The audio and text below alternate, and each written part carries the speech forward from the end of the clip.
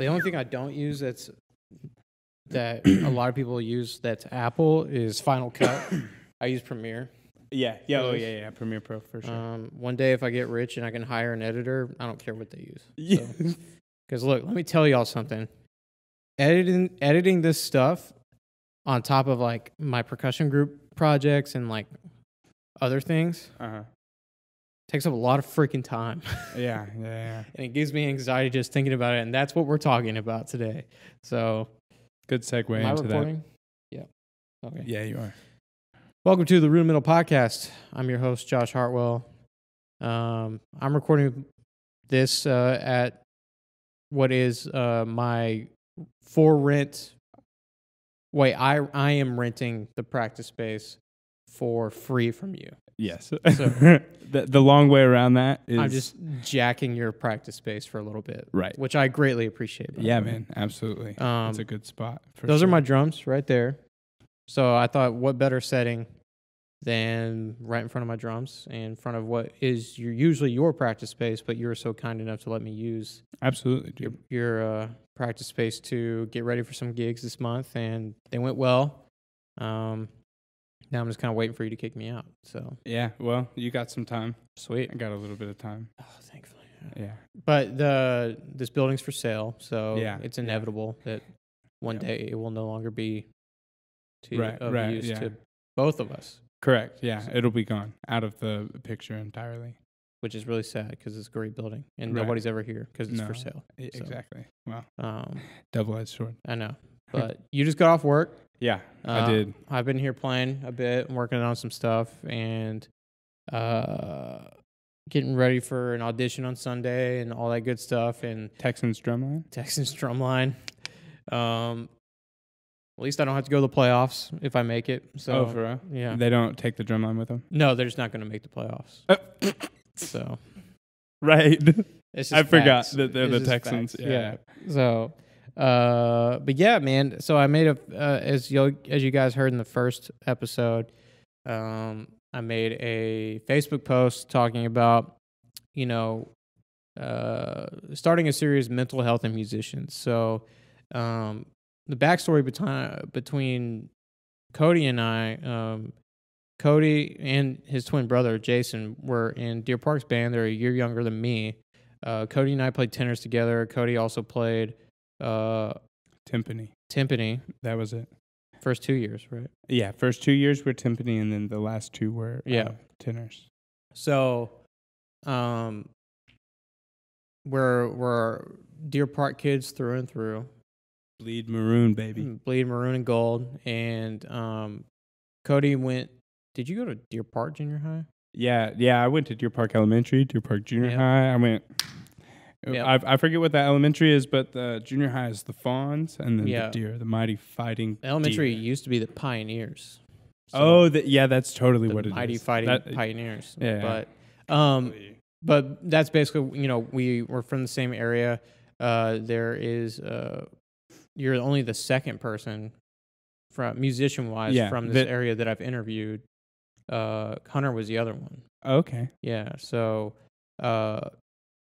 and just so happens that you're a great drummer and you play drums and you're a musician, so you fit the bill for what I was calling for, which is, mental health and musicians is something that I find that there's either musicians that don't deal with anything like that, at all, or you're on our side of the spectrum where they do deal with it, Yeah, dude. So, I guess just to start off with, hi, I'm Cody.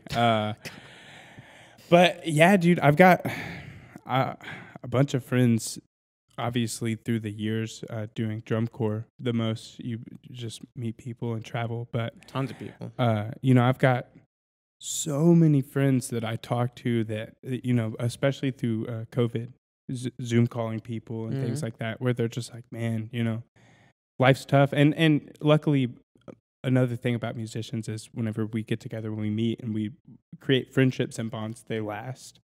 That's the innate thing about the relationship. But, we'll be talking and they'll just be like, yeah, I've had a bad time. I've had a hard time mentally. And I find it so common between all of my friends that just life hits hard. And I think inherently musicians are emotional. No, because I agree. we're creatives. Yeah, which is why it's surprising to me there's not as much resources as I would want to find. Absolutely, dude. I've got a good buddy that Ben Lund. I taught with him at Shadow. Yeah. Rest in peace. He killed himself. Oh man. Yeah. I didn't know that. Yeah, man. But I met him through drum corps, dude, and we kept in touch all the time. But one day out of nowhere, he just, we would Snapchat each other, and he just texted me much love. And the next day I heard that he had passed. But it's just, I feel like what you're saying, he didn't have the resources. The resources, no. And it's hard. Even though there is a sense of community with drum corps. Yeah. Right. Yeah. So backstory on Cody. Cody did what, 3 years of Blue Stars? Yeah, 3 years, 13, 14, and 16. Yeah, you skipped 15. So when you meet these people, especially in a corps as old as Blue Stars, there's there's an extensive alumni network, and there's also an extensive reach because they're so well known. Right. And so even though he had a sense of community behind him, yeah. Or whatever, was he a Blue Star? No, he did Colts. Colts, yeah. Yeah, but I mean he did Colts. Yeah, and then we taught together at Shadow. It's the same thing, though, yeah, right? But the Colts are even longer standing. Exactly. Whatever. I mean, it's what I'm saying is he had a sense of community wherever he was, and he still felt like it wasn't enough. And I think a big part of that is that music is an outlet. Mm-hmm. And whenever that outlet becomes your source of job, now all of a sudden your emotional outlet that you had to pour out your anxieties and stress, now all of a sudden it's the source of it. So then if you don't find a new outlet, or you don't figure out a way to make music your job and still your outlet, you're fighting an uphill battle the whole time, Yeah, I mean, well, I deal with that myself. Right. Right. I mean, doing this freelance thing the past year, I kind of started shifting my mindset to doing that about halfway through the pandemic. Mm-hmm. And when you're trying to do that, you feel very, very stressed out all the time. How am I going to make my money? Right. How am I going to make sure I have enough money right now so I can make sure I can pay back the amount that I owe in taxes? Right. Yeah. Because it's all contract work. All the teaching I did was contract work. All the playing I've done is hopefully cash business. Hopefully, hopefully, gifts. Yeah, exactly. So, there's a lot of stress in that, and there was also a guy that I marched with, mm-hmm.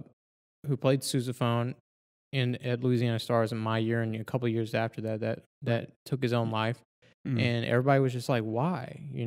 And like that's musicians are. You mentioned outlet, right? Right. So when an outlet becomes so part of your day to day, and it doesn't feel like an outlet sometimes anymore. It's work. You have to, especially in drum corps, you have to almost shift your mindset constantly. Like absolutely, dude. Whenever we were at Blue Stars, we talked about our on-off switch, right? Mm-hmm. Like there's times to play and times to be fun and enjoy what you're doing at a level of like, I'm with my friends. Mm-hmm. But then there's a part of and you've got to get enjoyment out of this, but there's a part where you turn that switch on and it's business time. You're there to do a job, but it's still music. And I found myself finding the other reasons to love it, the execution, the performance. Mm-hmm. And, so there is a way that you can fine line walk. Like, obviously I'm in all game mode. I'm in performance mode whenever the switch is on, but you can still find happiness and enjoyment. It can be hard because it is hard work. It's harder in that outlet because you're playing the same 12 minutes of music. Absolutely. For 6 months because, you're getting parts and everything early on. And so it's tough. It's tough to, when I remember I did open class, I probably did 3/4 of amount of a full season compared to like a world class. Right. And I know for me, like it was tough to stay positive Yeah. And the fact I was like, man, I'm just playing the same stuff. Absolutely. Every year that I did drum corps, even at Forte, my first drum corps open class, shouts out Forte, folded 2012. What's good? Folded on a laundry day. It folded on a laundry day, my guy. It was so bad. And oh, dude, we were all so young. We were in the top of Texas, and I had to call my parents. I was like 14. I had to be like, I remember being. I don't have a place to sleep tonight. I remember being one of the only guys that was asked to do that. Didn't do it. Yeah, good on you. Well, I mean, you know what? I got good experience. But the point that I was going to make is every year that I've done drum corps, every single year, it never fails.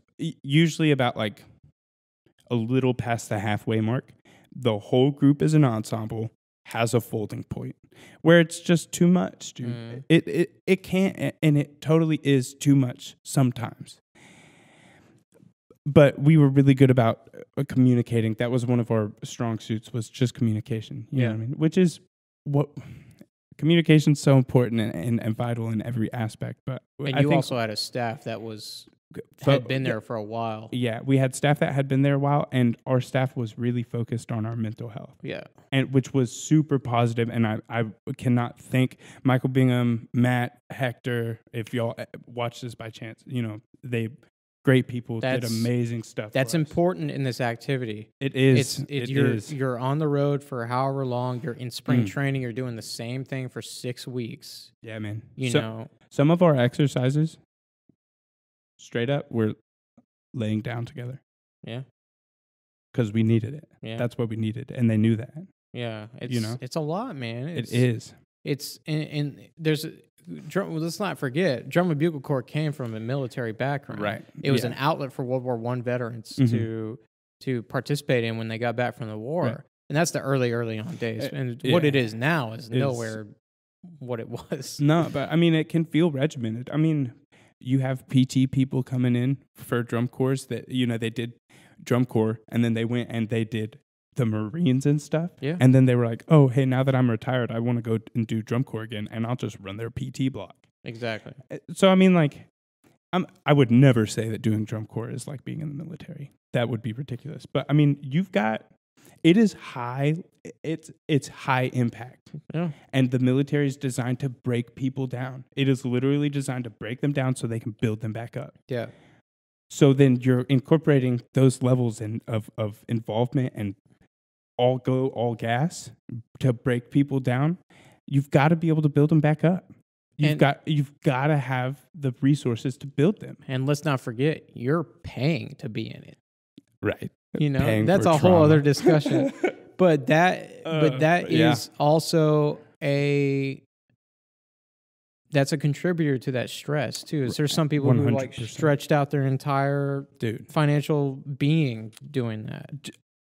Yeah, just to be that, if that isn't a testament, people will go broke and stress themselves all the way out just because they want to play music with their buddies. Yeah. You know what I mean? Like, that's how strong this stuff is. Mm-hmm. It's how strong music is. You know what I mean? People, it can be addictive almost. Yeah, I agree in a sense of like, I don't necessarily have the same mindset I did before. I still like drum corps, but I'm interested in so many other facets of music now that I wouldn't be there if it wasn't for that interest in drum corps or the marching arts in general, right?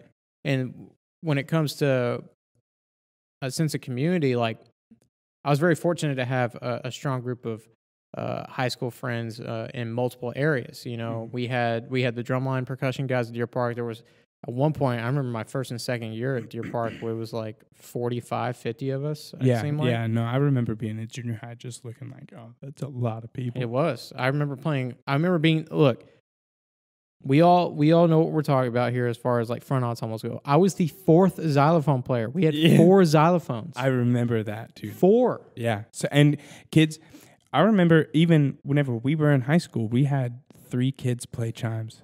Yeah. 1 kid just stood there. Or 2 kids stood by the chimes just waiting on the sideline. Yeah. For their movement. Yeah, it was bizarre. I've still never been in a program, like, I've been in programs that big, but like they utilize the kids in different ways. Yeah, well, I mean, take example from Chino Hills. Yeah. Chino Hills has so many kids. Yeah. Dude, they're clean. They've got beats. Yeah. And they but that's some Blue Stars folks. Yeah. You know what I mean? So I can't preach high enough on the people that taught me in the past, but yeah, it's a good example, and this is a different conversation, but that's also a that's a euphoric culture that you have to build. So right. It's ingrained that, like, basically the culture there is that being that good is what makes them happy and is what gives them that pride. And that's totally awesome. If having that level of success is what makes you happy, then achieve that. Yeah. Go for that. And that's what they've cultivated. That's the culture there. Cool. Awesome. It works. That's not what works for everyone, but it works there. Keep doing it, you know? I definitely think, and we're speaking of drumming as an outlet, music as an outlet. There's times where nothing feels like an outlet. And, you know, I explained this in the first episode of this series, but, you know, there's some times where, you know, this doesn't provide a sense of meditation or relief anymore. Quite the because opposite. You're so stressed out about life in general. Yeah. But you were the second person to message me about coming on, and just kind of explain like what your struggles are and like why you would want to come on and explain it. So basically, whenever you put out the post, I'm currently going to therapy. I would say probably earlier this year around March. I just had a bad breakdown. You know what I mean? Just life broke me so hard. And it had been like I had been just going down and down and down and down. Yeah. And just trying to ignore the real problems. But I had a buddy of mine, Morgan, rest in peace. He killed himself. We played music together. I remember him. And then my buddy Ben Lund, rest in peace. He killed himself not long ago. Trey passed away. He was a musician friend. I've been dealing with my own struggles, with my own addictions, which that's another thing. Sobriety, awesome. Love that. Am there. But, you know, I was using bad coping mechanisms. And then on top of that, I stopped practicing. I stopped playing my drums for a while. You know what I mean? And then I started going to therapy. You know, once I had that break, I started going to therapy. But more so, I started playing drums again. And I really realized, like, number one, how much music is good for me as an outlet for my mental health. But just whenever you made that post, I feel like I have so much tie with this, with so much experience with losing friends who I do music with, which is so sucky. That's such a bad thing. But I don't know. I just wanted to speak on my perspective. And when we talk about Trey, like Trey was just like the nicest kid. Yeah, like he passed away from cancer. For those of you that don't know. Yeah, Trey Schooley, and rest in peace to him, because I found out, you know, he was sick when I first got to Vegas, and then I found out he passed while I was in Vegas. Right. And I was actually a couple weeks away from coming back to see him. You know, I was going to be home for a weekend. That's hard. And I just wanted to say, you know, hello to him and everything. And that weighed on me, especially in a sense of, you know, thinking of fragility of life. Like, I don't already think about that enough already. Dude. And I was saying, you know, finding, it was easy for me to distract myself from dealing with Trey's passing, even though we hadn't spoken in a while, because I was so busy. Right. And and what I have been talking about with people close to me is like just distracting myself, right? Which is not necessarily healthy in any way. You have to attack these things. And like you said, you decided to go to therapy. Could you explain what made you do that? Because that's not easy to do. You can't just go and do that. No. Right? So I deal with that. Right. So the moment that I was like, you know what, I need therapy, was whenever I really felt out of control. Like I was experiencing so much emotion that I didn't know. I had panic attacks and anxiety attacks about 6 months leading up to this, and I had never had that. So first off, whenever I started getting those, it freaked me out. I had never had those. Matter of fact, I didn't even understand what an anxiety attack actually was. I thought for sure that it was like not made up, but just it couldn't be that bad. They're terrible. They're awful. They make you, regardless. Started getting those, and then there was a point, minor inconvenience, and I went on a 2-day bender, just drank for like 2 days straight. Couldn't get my mind around it, like totally irrational emotions and these things, and I was just like, yo, I've got to get help, because I mean, obviously the first thing that a lot of people say is like, oh, I've got to get on drugs or something, or I've got to get a prescription or whatever. But I was like, no. The first thing to do is go to someone. Like we need to be able to talk to people. And so that was in my mind. I went from the drugs and went, no, I don't want to do that. And I went to, well, I need to talk to someone. Because I did. I had so much emotion, I didn't know where to put it. Yeah, and you're using, you're saying you're going to a 2-day bender, and to find relief, but not everybody who goes and looks for that is smart enough to, not necessarily smart enough. They're not brave enough. They're not, or they're too scared to get out of it and go seek help. Like they're not equipped emotionally sometimes. Sometimes admitting that you need help is too terrifying. Yeah. Or it's too difficult. There's pride. There's their ego, Well, especially if you grew up in comfortable households like we did. Right. Like, yeah, I mean, I'm blessed enough that I've got both my parents. You have a twin brother. A twin brother who I love and I still live with. I've got this amazing family and support. So that does make it easier. You know what I mean? And I'm not, by no means am I trying to say like, oh, I had to pull myself up. Because like as soon as I was like, I need to go to but you therapy. Did though. Because it's not like that's a part of the things that I'm really bad at is I don't give myself enough credit. Well, so I mean I did, but you can't go and just like sit there and tell your mom and dad and like your brothers that I'm like, hey, by the way, that's a very personal thing, even for your family to know. Yeah. No, it was a big step. And I am diminishing it a little bit, I think, just to undersell it. But it was a big step. It was very hard. It was really hard to look myself in the eyes in the mirror and to admit that I needed help. I needed someone to help me sort things out. And that didn't mean I felt... In the beginning, the first couple of sessions, I felt like I had failed at something. I didn't know what I had failed at, but I thought by me needing to go and get help or talk to someone meant that I couldn't do it. So did you feel like you failed at like helping yourself the right way at first? Or? Yeah, kind of. I almost felt like I couldn't do it by myself, so I wasn't good enough.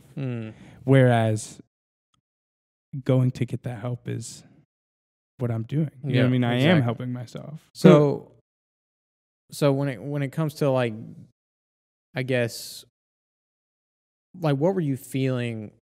Like what made so obviously that feeling of loss that you've experienced that already 3 times at that point. Yeah. Heavy loss. Yeah. It contributes to triggering those anxiety attacks. 100%. So to just dive into my anxiety, the thing I've got, those 3 deaths are what I've got weighing on me the most, because all 3 of those people were also my closest friends. Right. So to experience the loss is hard in itself, but I didn't cope right and things like that. But it just, the more that I didn't want to deal with these losses, the more that it just weighed on me, and I continued to ignore it until I would go to sleep and I would dream about them. And I still Well, I haven't in a while, but like it was constant. I was only dreaming about them, dwelling on it, right? Because whenever they passed, I thought I was going to be the tough guy and just be okay. Yeah. And I didn't talk to anyone about anything ever. I never sought out anything, like, because there's no class that says, hey, if you have someone that commits suicide, this is what you do, or this where. There's nothing like that. Yeah. There's some people who never experience that. No, dude. And the death of my two friends that killed themselves hit way different than Trey. Yeah, of course. Trey was at peace with the world. Which is something that I can't fathom a 22, 23-year-old is at. No. At well, that he point. had to be. He had to be. We talked about that before, but I think about that often. But you get stuck in a mental thought loop. Mm-hmm. Like I know exactly what you're talking about. It comes times where, especially recently, which triggered me to have this series take place, is just last week I'm sitting there, chest is tight, my whole body's tight. Yeah. I can't think about anything but what I'm worried about. Right. And then you start dwelling on something. Then you start thinking too far in the future, and then you start thinking too far in the past. Right, dude. And it would just it was things like that would make me start to, and those are those anxiety attacks and panic attacks, like the stages of them, but just harping on, and it would get so bad, dude. I would be at work, and I would do, I work in a shipping receiving. I would make like a small mistake, or like I wouldn't tape up a shipping box the right way. And then I would think about how bad I made that, or how bad I did that. And then that's all you thought about until I went home. And that's still all I thought about. And I would be up at night only thinking about these minor insecurities that people had already forgot about my guy, but in my head, they were that important. They were that, and it was me projecting. It was me projecting my other insecurities and the things that I hadn't dealt with into the small things that I did, So not only am I was in a position where I stopped trusting people. I stopped letting people in, because why would I? I had 3 close friends die. You know what I mean? So in my head, I'm rejecting people, keeping people far, because what's going to happen? I'm going to get close. They're going to pass away. Yeah. Subconsciously. But then that started coming out in like self-loathing. I'm not good enough because I'm not letting people be my friend, and I'm not letting people in. It's a self-sabotaging prophecy, So, and it kept happening. I think I'm exactly in the same boat. Yeah. Except, but are you going to therapy? No, but I'm wanting to start. Yeah. Because let me tell you, I thought it was going to be overwhelmingly difficult to try to find and get and do. Dude, it's easy. It's easy and it's abundant, and there are good online resources that are affordable to people without insurance. Yeah, like BetterHelp. Yeah, things like that. Actually, BetterHelp's kind of expensive. I looked into it. It's like $260 a month or something like that. Maybe not BetterHelp off the rip, but I know that there are affordable ones out there. I looked at them whenever I was looking for a place. I wanted to go somewhere in person. Yeah, personally, and I do have insurance, so I went to somewhere that I could get covered. Yeah, you have the resources to do so. There are resources out there that don't break the bank. You know what I mean? It's. I'm not gonna sit here and be like, oh, there's definitely places that are gonna be this much, but like there are some resources out there as far as counseling goes. Yeah. Which is what I want to make aware, is because like there's a lot of career musicians who don't have insurance who need that help. Yes. Hold on. Backtrack. What I mean by counseling, I mean like group therapy sessions.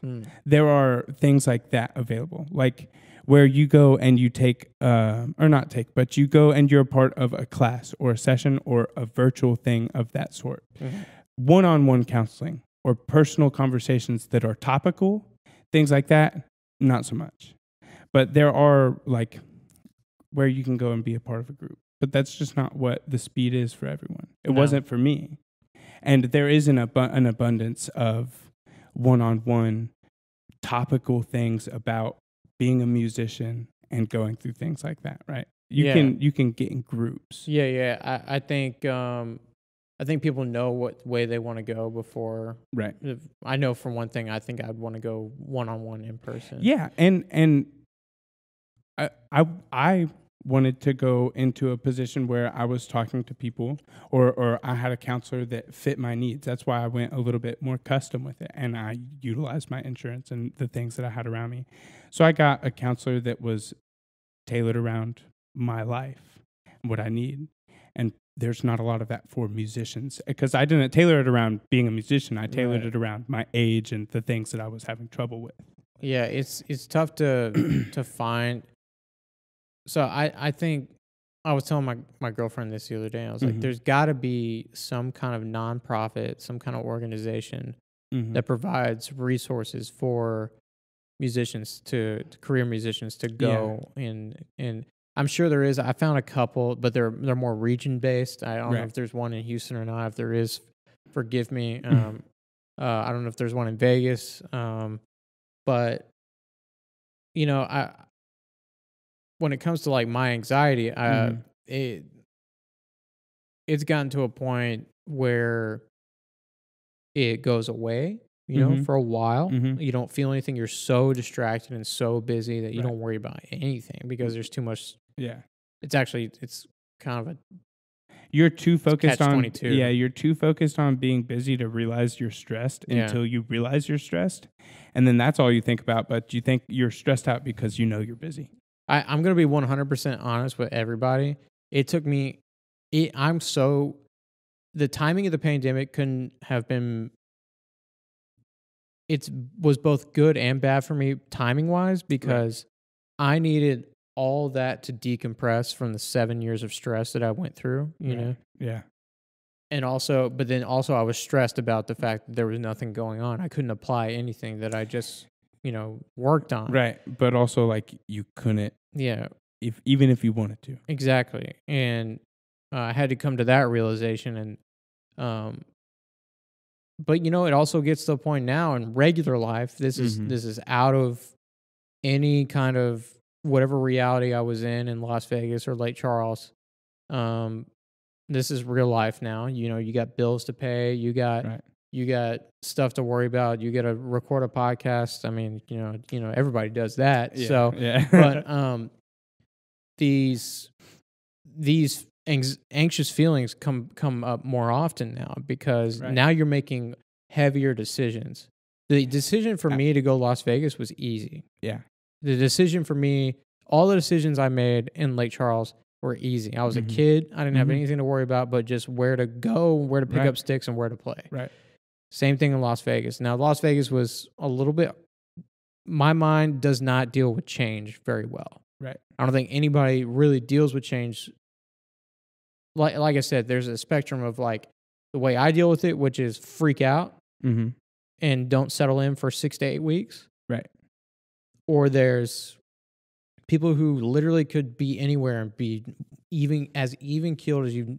It's just everybody's made differently. Absolutely. And you can't. It's not fair to somebody like me to compare myself to somebody like that. No. But it is definitely, you can definitely get envious of people who are just coasting in life. Like any decision they make, they're like, just what I was feeling, man. It's all good. Yeah. And I'm like, I'm too high strung for that. I'm way too high strung for that. Oh, dude, I can't do that. Tight. Nah. And yeah. I struggle with that pretty hard of not being okay with what I have. Yeah. In that regard, like I'm really high strung, so it's got to be this way, it's got to be that way. It's I rationalize every decision on why I made that decision. I'm a very dot the I cross the T person, and to just see people out here succeeding and they're just coasting, and I'm like struggling, drowning underwater, or they're successful but coasting in their success in a sense of like they're not worried about anything. They trust themselves 100%. And that is if you're somebody listening who is like that, Congratulations. Exactly. Yeah, I'm definitely envious, and not envious in the way that like my life is ruined because I'm not that. Right. But it is it makes me question what I'm doing and why I'm doing what I'm doing because I'm not there like they are. Yeah. You know what I mean? And that weighs on me mentally too in a lot of aspects. Like, why can't I just be normal? Well, the decision that gave me this anxiety attack, it lasted 4 days. 4 days of just, constant. I barely ate, Yeah. And I knew exactly what it was, especially at this point. Like at this point, it becomes at least I'm aware of like what could happen, right. When I'm feeling that way. Mm-hmm. But the reason why I was so fed up with this time was that I not only want to know how to deal with it the right way, right, and make decisions clearer, decision making clearer, but I also want to know where it comes from. Right. Is there an event in my life? Is there something that I'm not? Actually, I kind of can guess what it was from. Right. Being a young kid and dealing with death very early on, and knowing what it was, that definitely I think is part of it. Now, this is why you need a professional to talk to about it, because then they could really pinpoint it for you. Right, right, and getting professional help is again key. I love everything about therapy, but sometimes I just need a good outlet, like a healthy, like talking to someone is a good healthy outlet, but like music, things like that, finding something to express emotion into, you've also been working out a lot. Yeah, I've been working out I wouldn't say a lot, but more, and that does help regulate the chemicals and whatnot. Like we're designed to work out or whatever. Exactly. Yeah. So, but yeah, dude. I mean, therapy, talking to someone is so important, but so as almost equally finding a good, healthy outlet that you can couple with music. Well, golf is like that for me. Yeah, golf. I mentioned that in the first episode. Golf to me is like, golf to me is one of those things where I can work on it and it's not related to this. Like what I used to always do was everything I did was involved with drums. Right. Drums or percussion. Right. Like, I'm kind of tired of practicing this instrument. I'm tired of practicing, so I'm going to go practice this instrument, Right. Like, worked on Pandero today. Maybe I'll go work on Darbuka. And it's like, I think you need something else to do. Switch it up a little more. Playing golf as a kid, almost played golf in high school. And if I didn't play drums, I would have played golf. Yeah. I kind of was like at a crossroads. I didn't know that. Yeah. My dad played golf in high school. A couple of family members played professional golf, and we were big golfing family. And but then it became, I lost my grandfather in September, who I was very close with, and he died quickly from a mesothelioma diagnosis in 3 weeks. And it's hard. But he was the one who taught me how to play golf.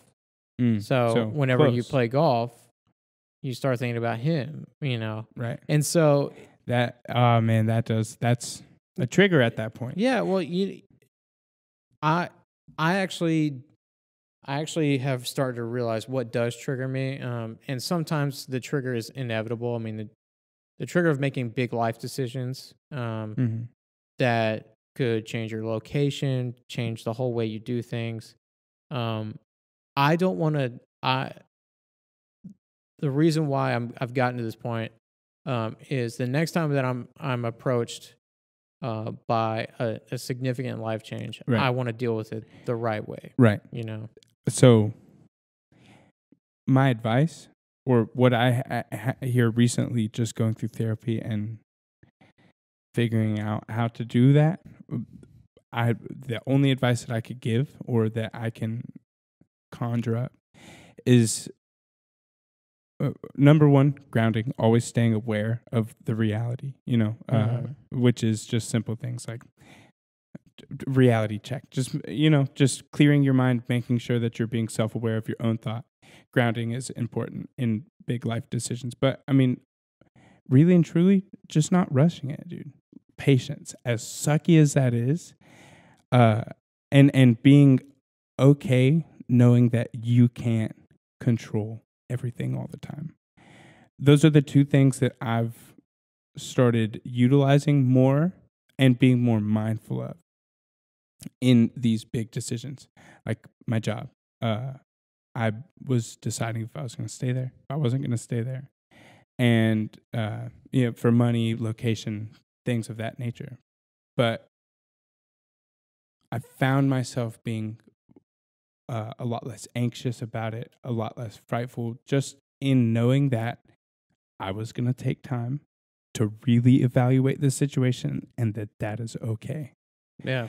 Because so often is it this, I've got to know what it is right now. I've got to figure this out because you feel behind the 8 ball.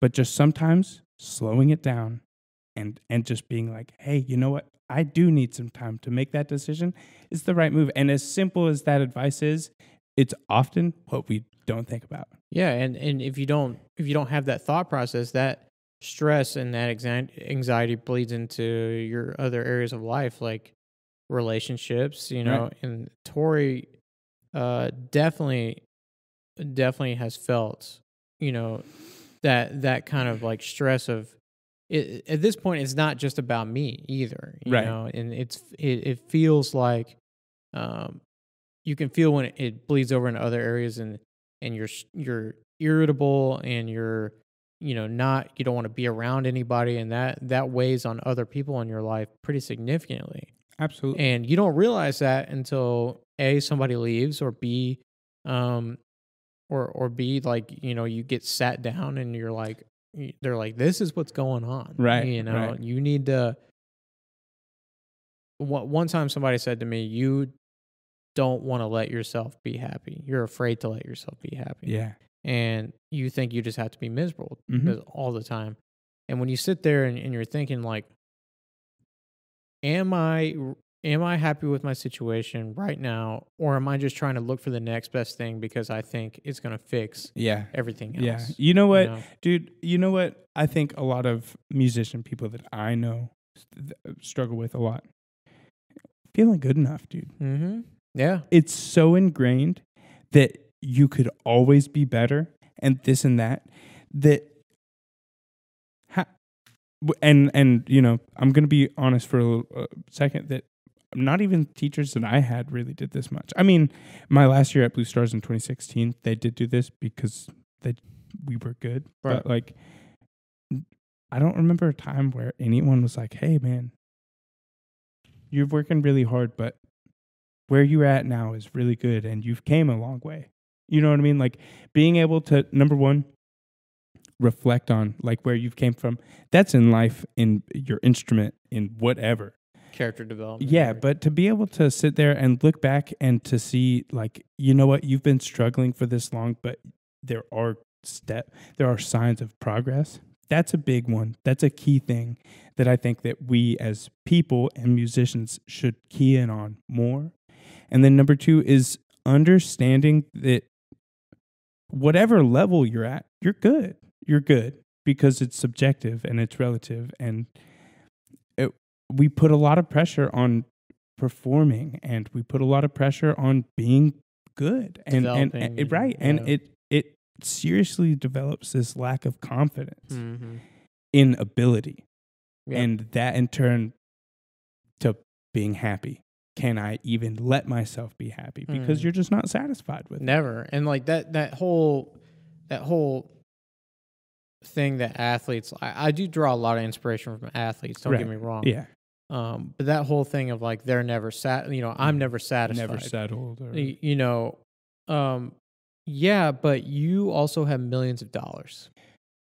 You know what I mean? Yeah. Like I get you need to take pride in your work, and you need to. You know what? If someone paid me $1 million to play the drums, I'd practice every day of my life, and Okay. I wouldn't be satisfied. Yeah, well, that's a fair point. I think I look at it from a sense of like I've been in this past year. I've been in a whole situation where my main source of income has been the instrument, right? Which I'm very thankful for, right? Oh, I just meant like. Oh shoot! If you want to pay me $1 million, I'll practice every day of my life. You know? That's fair. But whenever you're not being paid the big bucks, it does make it hard to practice because it's like, is this even worth it? Yeah. I don't know if I worded that correctly. I hope people understand what I mean by that. It's they deserve to be paid that much because they're at the top of their craft. Right. You know what I'm saying? But there's also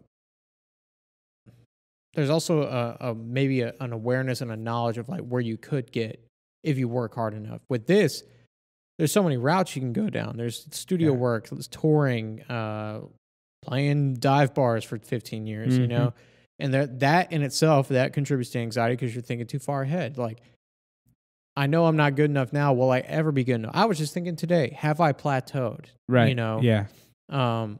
That's that's such a hard one. Yeah. And I just want to make sure that the people that I bring on for this series and that are open and sharing their thought processes, because I am trying to, I feel like in us explaining our thought processes helps people who have similar ones. Yeah. And so, you know what, everybody, like, it doesn't always have to make sense the way you think about things. Nope. Because it's just chemical reactions firing off in your brain of how you handle things. And one of the most mind-blowing or revolutionary things that my therapist told me that has helped me so much: you are not your thoughts. Some of them, the ones that you make consciously. But like we were talking about earlier, whenever I would make a mistake at work and the first thought is, that's so bad, that's not me thinking. That's not like who I am. That is a thought that my brain produced because of chemicals. But I then in turn get to choose if that's a thought that I want or if it's just something that popped into my head. You know, not everything that runs inside of your head is what you actually think or believe at all.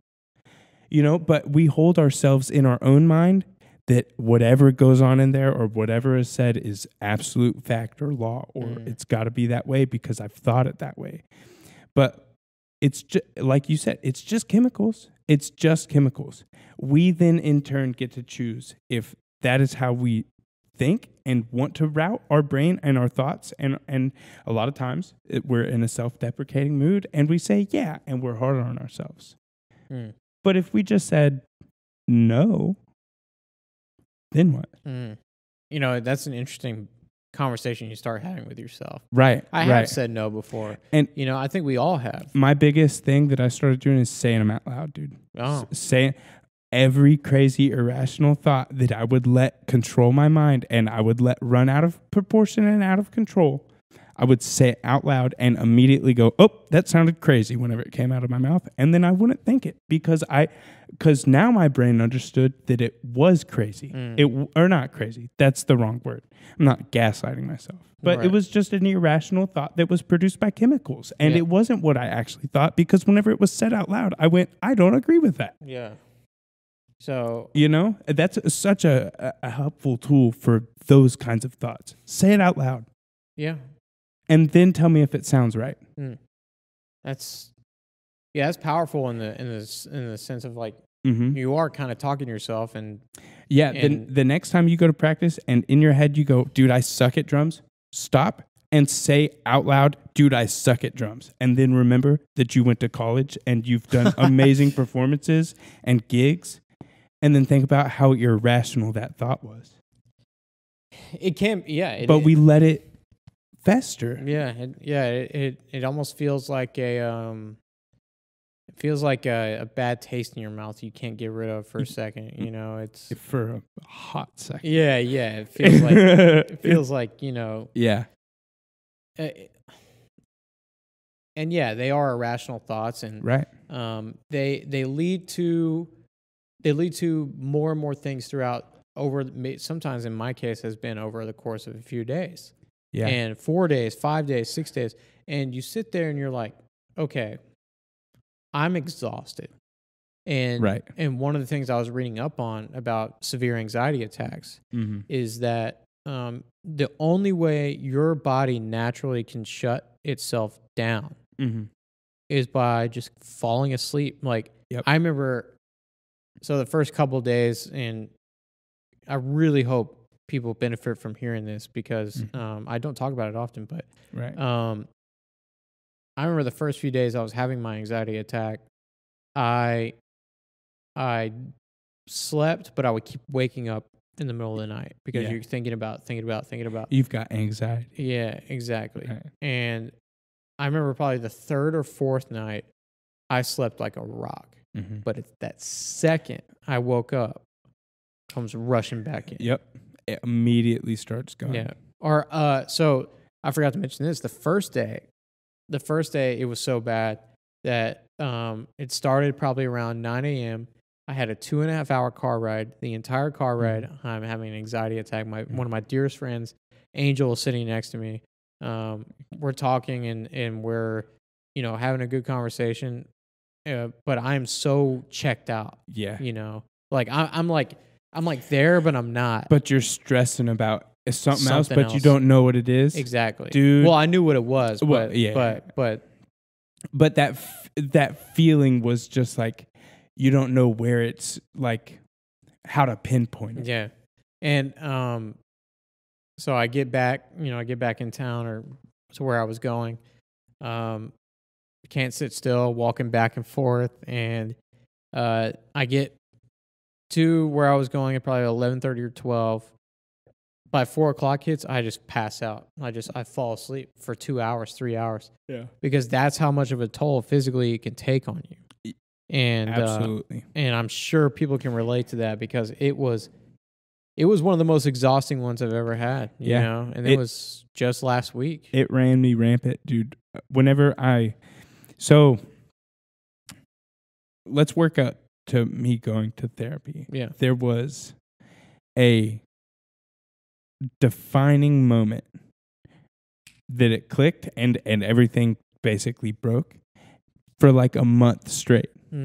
Was just, I couldn't turn it off. It was, as soon as I woke up, it just felt like I was already missing something. Yep. Like I needed to look for, like in the same feeling that you get whenever you can't find your phone or you can't find your keys, 24/7, all the time. That sounds... Every single second that I was awake. And that started after that break. And that's whenever I knew like, oh, okay, I've got to get help. But, there were signs before that happened that I should have listened to, that we have, that, we should start keying in on. And that is in the moments of like small uncertainty or a little bit of guesswork or questionability. And if I just couldn't rely on my own instincts anymore, as like musically, I felt that, I could see it coming out in my music, where I would go to play a gig or something, or I would play like a church something or other, and I would just feel like I just wasn't sure of what I was doing, or I was like questioning my abilities. And I feel, and that only just started right before I really started having anxiety and panic and stuff. But I feel like I'm in tune with myself and my own body mostly whenever I'm in music and performance and playing, and I didn't read my own body language while I was in that state. That looking back on it, I feel like that was a sign for me that I didn't listen to, look at. I don't know if anyone else feels that way, or if anyone can relate, or if anyone had, or if you've ever felt that. But it just, I don't know. It was a sign to me that looking back on it, I should have looked at or read into. I don't know if that's just crazy moon man talk. No, I find that, well, obviously everybody knows hindsight is 20/20, but I feel like I'm always looking back at these situations mentally that you're like, man, like it's not a waste of time. Like you can't really control it, but it's such it's just so unfortunate, you know, that people like us have this happen, because it's for one thing, it's not as common as I thought it was. I used to always think like, oh, you know, everybody feels this sense of panic, you know? Yeah, no. And no, not that. It's like in the middle of the road of where I thought it was. I thought it was super common. Then I found out it was not nearly as common as I thought it was, but also it's not uncommon. So, and it's different. It varies, dude. Yeah. Like the amount that someone has anxiety over certain things or life or this or that varies. Yeah, I think everybody needs their support system. A friend of mine, like, you know, he was telling me a couple of days ago, he's like, us humans are not meant to do life alone. No, absolutely not. I think there's a lot of musicians out there, ones that I've met especially, that don't have as much of that support system as they need. And especially not tailored towards being a musician. Like, I don't go to my mom and dad for my music problems. Oh, yeah. You know what I mean? Because they don't get it. They don't understand, like, whenever I'm having complications with, like, feeling good enough as a musician. Mom, I don't know. I just can't get these doubles in my left hand correct. You know? Right. And so, I mean, there's got to be expression and the right outlet for that. Yeah. And two, it goes to a now I'm getting into, like, if I'm going to have these thoughts and everything and like use this as an outlet, and in the back of my mind knowing that sometimes this doesn't feel like an outlet, what's then going to be my outlet for that outlet and all that kind of stuff. And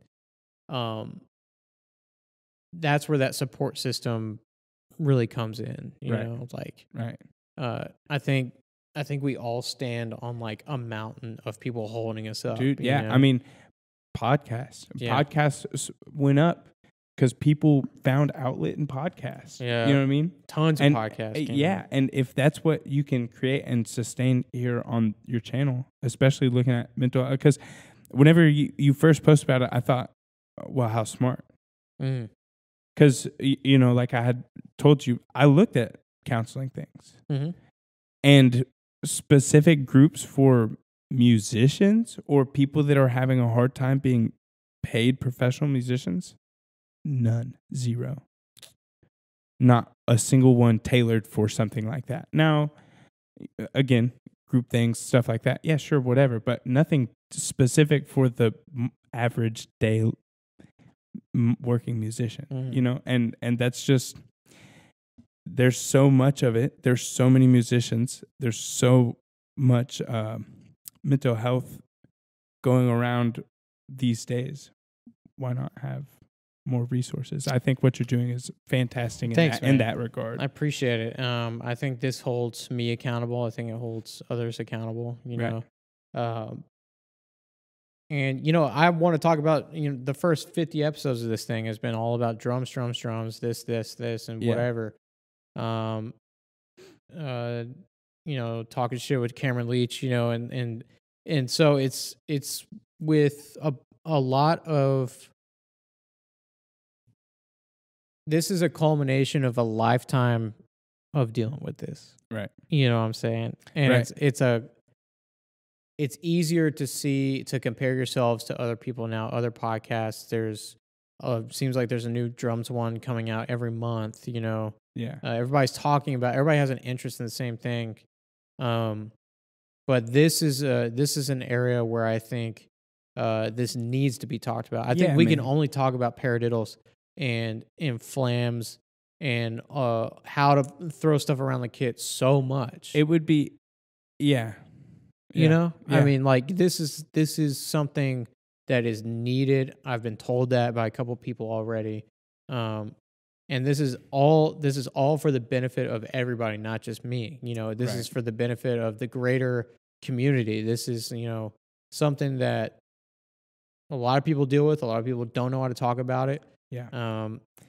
And luckily I have 49 to 50 episodes of practice talking in this stupid thing and guiding a conversation. So yeah, what I was going to say, but I didn't want to cut off your point. Yeah. Was it would be crazy to not acknowledge that mental state is just as important about being a musician as being a musician. Dude, I played a gig in that anxiety attack. Yeah. Yeah. And you want to talk about it went by like that? I don't even know if I even played well. Right. You know what I'm saying? Because you couldn't think about it. Couldn't think about it. Right.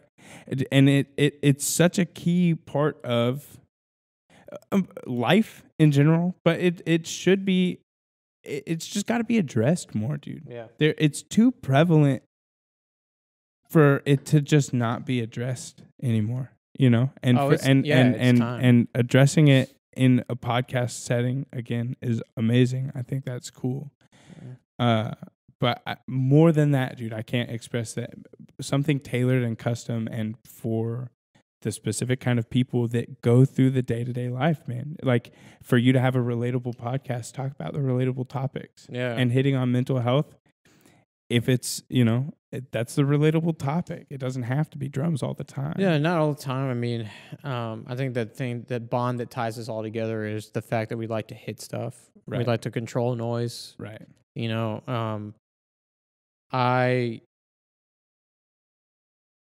I just, I think people are going to take a lot from this episode, especially because you're someone who decided to make that leap and help yourself. Right. And to get out of what you were dealing with. And you did it pretty quickly, because you had never dealt with it before. And then you were like, something's wrong. I got to deal with it. Right. Yeah. And luckily enough, my fight or flight kicked in and it said, well, we've got to, figure this out. We've got to fix this. Yeah.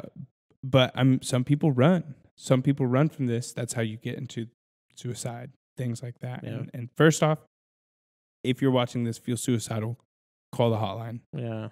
I'll leave the number in the description below. But I mean, it is important to get plugged in and to talk with people, and it's important to find outlets. Community. Yes. Oh my gosh, is it important to find community, outlets, therapy if you can find it and you can get it. Further from that, find another outlet other than music. It always does help. But yeah, that's my opinion. So how as far as that goes, how would you say you are right now? Right now, dude, I've 20 weeks out or 20 weeks of therapy, and I'm in probably the best mental position I've been in a long time. Yeah, it's been a lot, and to sit here and be here, it really makes me grateful because I was in a bad spot. I was in a really bad spot. I remember going to therapy and just telling my counselor, like, something's got to change, because if not, I'm not saying that I'm going to off myself, dude, but like, this isn't fair. It's not fair. It can't be this hard all the time. Yeah. And was it hard on Jason? Like, no, well, I bottled it up. I tried to keep it as. But your twin knows. Yeah. Like, you guys were like. Yeah, he knew it was up, and he was there. He was hard the whole way, as far as like just helping me out, not putting too much on me, and really very thankful that I have a twin brother that is my best friend also, and my brother. But he just got it. He understood what was going on. I leaned on my mom a whole lot. That was something that I did utilize, my mom. But yeah, I mean, it was hard. It was hard on Jason. It had to have been. He didn't say it, or he hasn't said anything about it. But I mean, I know what he did, and I saw the things that he was doing to help me in my situation. Yeah, and so how do you? What's the plan forward? You're gonna just keep going and yeah. So the plan forward is that I'll just continue my therapy. So I went once a week, every week for 10 weeks. And then I went once every other week for 10 weeks. And now I'm just going to go once a month, probably for the rest of the year. And then at that point, it's just dependent on what's going on, how I'm feeling. What I obviously am talking to my therapist, asking advice, things like that, or just talking. But I feel like I'm good enough that I just need to check up once a month. And really and truly, dude, another thing about therapy that I had a big misconception about. I mean, you're going there and you're spilling and you're talking, but as much of that is it's a checkup. It's someone that's there to keep me accountable at bare minimum. To know that I at least am. I don't know how to word this, but going to therapy once a week makes you aware through the week because you're going and you're doing things different. You've got a new thing and a new part of your schedule, and it's therapy. And the objective is to help you mentally. You're going to start being more aware of your mental state and things like that.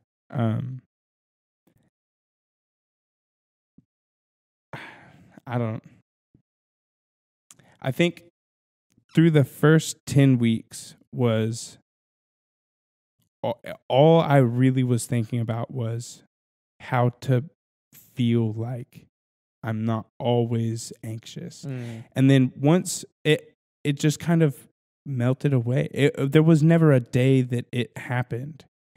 But I think just by being more aware always from going to therapy, it just kind of happened over time where I don't. It's hard to explain. It's still all fresh, but that's a good way to get people like if you want to feel that, right. And I'm one of those people. It's like I want to experience that for myself. And therapy is so personalized and customized to cater everybody's needs. So, I think that's a good way to put it. Yeah, and again, it really is a checkup. You're going in and you're being honest with them that you're trying and you're doing the grounding things. You're trying these things where you're just trying to be more self-aware in your day-to-day. And I think doing that with or without therapy, just being more aware of your day-to-day. I said it earlier. That's like so key. Yeah. Being aware of what's actually going on, your thoughts, things like that. Well, Cody, man, I appreciate it. Yeah. Yeah, I think everybody does. And, this is really insightful and really helpful. You're a friend for life from me. And there's a connection that goes even deeper with us, being from the same place, playing the same instrument, being interested in the same things, and finally get to have you on. Absolutely. And it was in a great capacity, too. I mean, we've talked about this for a while, so. Absolutely. Thanks, man. Thanks for coming on. Yeah, thanks for having me. Thanks for listening. Thanks for letting me use the space. And you can follow the Rudimental Podcast on Instagram at the Rudimental Pod. You can follow me at Hartwell Drums. You can follow Cody at Cody Wamble. Yep, that's it. On Instagram. I also have a website, hartwelldrums.com. Listen to the podcast on Apple Podcast, Spotify, Google Podcast. There's like 6 other ones. You can also follow along on my YouTube channel, Josh Hartwell. I'm posting video ones now, and it's really exciting. I'm glad this series has gone underway in a really great way. And absolutely. So, that's it for this one. Thanks for tuning in. We'll see you next time.